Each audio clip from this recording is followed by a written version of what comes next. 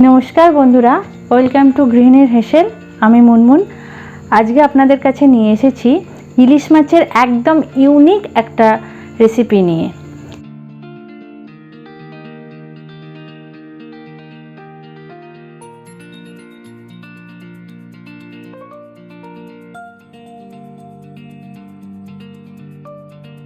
इलिश माछेर एई पदटी आमी चिड़े दिए बानिয়েছি सेइजन्य एटार नाम चिड़े इलिश।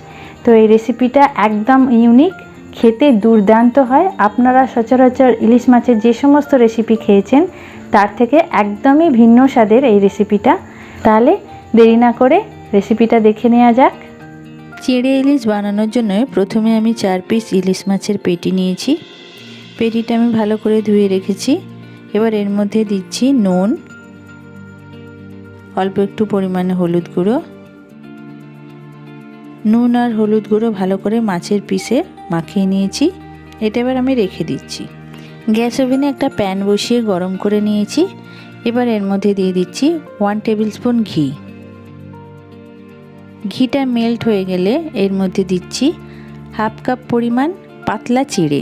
বন্ধুরা মার্কেটে দু রকম চিড়ে পাওয়া যায়, একটা পাতলা এবং একটা মোটা। তো এখানে এই রান্নাটাতে আমার পাতলা চিড়ে রাখবে, তাই আমি এখানে হাফ কাপ পরিমাণ পাতলা চিড়ে এই ঘিয়ের মধ্যে ভেজে নিচ্ছি। চিড়েটা ভাজা হয়ে গেলে একটা বোলের মধ্যে এটাকে তুলে রেখে দিচ্ছি। এবার ওই প্যানের মধ্যে দিয়ে দিচ্ছি প্রায় 4 টেবিল স্পুনের মতো সাদা তেল বা রিফাইন্ড অয়েল। তেলটা গরম হলে এর মধ্যে আমি মাছের পিসগুলো এক এক করে দিয়ে ভেজে নিচ্ছি। মনে রাখবেন এটা ইলিশ মাছ, সেহেতু বেশি লাল লাল করে ভাজার কোনো দরকার নেই, হালকা করে ভাজলেই হবে।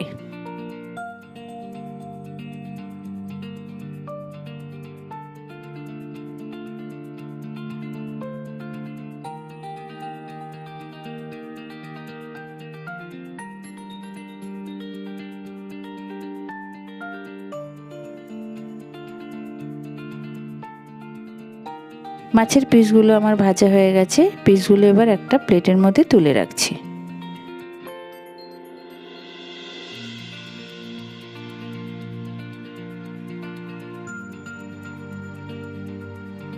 এবার ওই তেলের মধ্যেই আমি দিয়ে দিচ্ছি 1 কাপ পরিমাণ কুচনো আলু। আলুগুলো আমি ডুমো ডুমো করে কুচিয়ে নিয়েছি। যতটা পারবেন একটু ছোট ছোট করে কুচোবেন। আলুগুলো আমি 1 মিনিট ধরে একটু ঢাকা দিয়ে ভেজে নিচ্ছি। 1 মিনিট বাদে ঢাকনা খুলে নিয়েছি।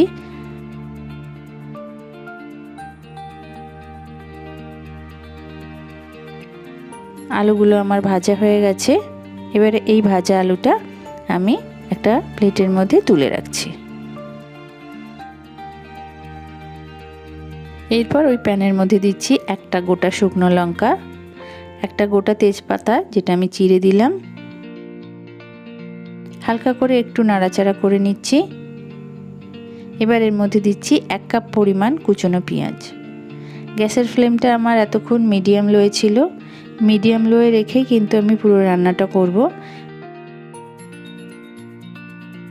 পেঁয়াজগুলো একটু নাড়াচাড়া করার পর দেখুন হালকা বাদামি কালার এসে গেছে। এরকম অবস্থা অবধি ভাজার পর এর মধ্যে আমি অ্যাড করছি 1 টিস্পুন জিঞ্জার পেস্ট। আদাটা আপনারা পুরো বেটে দিতে পারেন, আমি এখানে একটু গ্রেট করে দিয়েছি।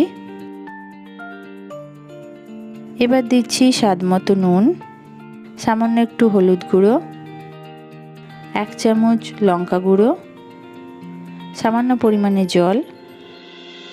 সমস্ত জিনিসটা ভালো করে আমি মিশিয়ে কষিয়ে নিচ্ছি।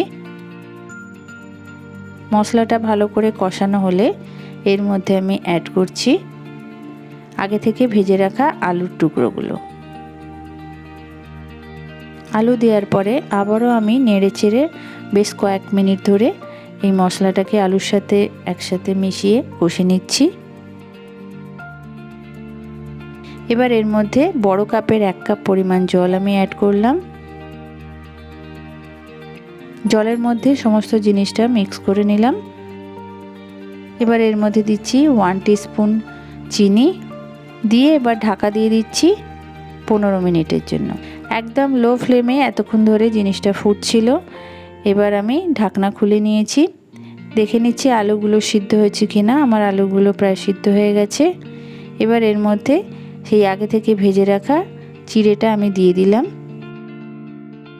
দিয়ে দেওয়ার পর আবার এর চিড়েটা ভালো করে গ্রেভির সাথে মিক্স করে নিলাম। এরপর এর মধ্যে মাছের পিসগুলো দিয়ে দিলাম এক এক করে। দিচ্ছি 2টো কাঁচা লঙ্কা। এবারও ঢাকা দিয়ে দিচ্ছি। আরও 5 মিনিটের জন্য এটা আমি ঢাকা দিয়ে রাখবো। ঢাকনা খুলে নিলাম। এবার এর মধ্যে অ্যাড করছি 1/2 চামচ গরম মশলা পাউডার, 1 টেবিল স্পুন ঘি। সমস্ত জিনিসটা আমি আবারও ভালো করে ঘি গরম মশলার সাথে মিক্স করে নিচ্ছি। গ্যাসের ফ্লেমটা এই সময় কিন্তু একদম লোতে রেখেছি, নালে গ্রেভিটা শুকিয়ে যেতে পারে। এবার গ্যাস অফ করে দিয়ে এটাকে আমি 10 মিনিটের জন্য ঢাকা দিয়ে রাখছি। ফিরে আসছি 10 মিনিট বাদে। 10 মিনিট বাদে আমি ঢাকনা খুলে নিচ্ছি। দেখুন আমার চিড়ে ইলিশ তৈরি হয়ে গেল। চিড়ে দিয়ে ইলিশ মাছের এই একদম ইউনিক একটা রেসিপি আজকে আপনাদের সাথে আমি শেয়ার করছি। আশা করি আপনাদের ভালো লাগবে। এবার প্লেটের মধ্যে মাছের পিসগুলো এক এক করে দিয়ে এবং গ্রেভিটা ঢেলে আমি সাজিয়ে নিচ্ছি। বন্ধুরা, এই রেসিপিটা আপনারা ইলিশের যা যা পদ খেয়েছেন তার থেকে একদমই অন্যরকম খেতে। যদি ট্রাই করতে চান একবার বাড়িতে অবশ্যই এর স্বাদটা নিয়ে দেখতে পারেন। 2টো কাঁচা লঙ্কা দিয়ে আমি এটাকে একটু গার্নিশ করে দিয়েছি, একটা লাল আর একটা সবুজ, এটা যাতে দেখতে ভালো লাগে প্লেটটা, আর কিছু না। তো আশা করি আপনাদের এই রেসিপিটা ভালো লেগেছে। আর আপনাদের এই রেসিপিটা কেমন লাগলো অবশ্যই আমাকে কমেন্ট করে জানাবেন। আপনাদের ফিডব্যাকের আশায় রইলাম।